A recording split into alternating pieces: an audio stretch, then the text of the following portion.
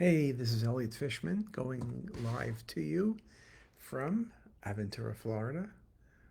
I'm trying to be quiet. My grandchildren are sleeping.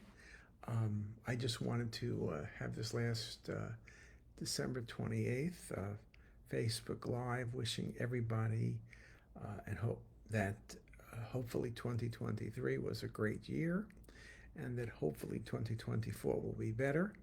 We're looking forward to doing amazing things, continuing to develop the website, our social media applications. Lily and Sarah both working hard on new features, new ideas, and new ways of getting you the information that you want. It's always a challenge. It's hard to literally keep up to date with everything happening. Radiology is a changing field. That's the good news, without a doubt.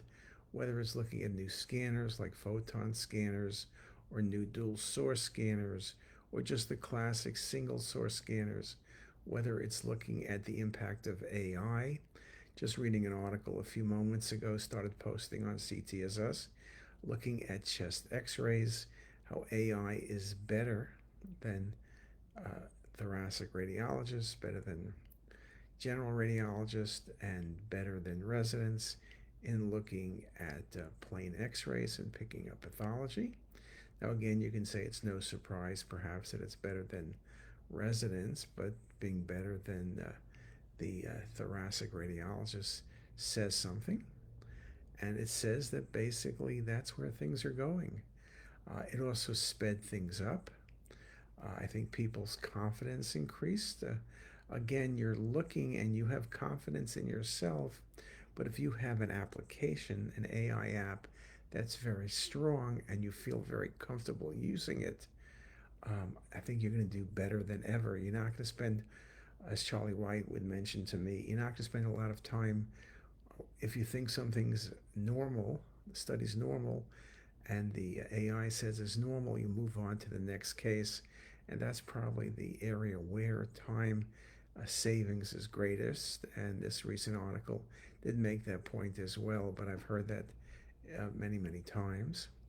I think 2024 is going to be a year of continued development in AI, but I think it's more than the development, it's the comfort level of radiologists really believing that AI is there, that it's correct, that it is enhancing what they do, and they really can't live without it. I think that's really what you're seeing. You're seeing that from private groups, groups that are backed by equity, beginning to see it in academic groups, which seem to be, for whatever reason, slower than ever in moving forward. And I don't know, it's finances or complexity or lack of belief at the highest of levels. But I know that when you're looking at the big groups where they do measure output, and of course for all of us academic or private practice, RVUs per FTE is everything it seems that people are concerned about. And so if you can develop more RVUs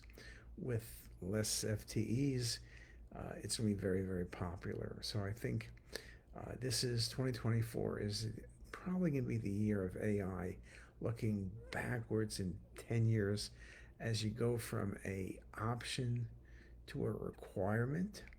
Not everyone's going to have it, and it's surely not going to have it for every application, but things like PE, a lot of the basic lung stuff, breast imaging, probably fracture imaging, some of the brain applications like brain bleeds. Um, you're beginning to reach the critical point where it's not so much do you have it, but why don't you have it? And I think that's a very fuzzy set of words, perhaps, but it's really the best way of looking at things. Sometimes people who are at the front end, people say, well, do you really need it? Is it worthwhile? Are you spending the money wisely? All those usual criticisms of people who are at the front. But then there's a point where you say, it's not like anything special. It's not like a few sites need to have it. It's everybody needs to have it, and it becomes mainstream. And I think 2024, the year we're entering, will be the year where this happens.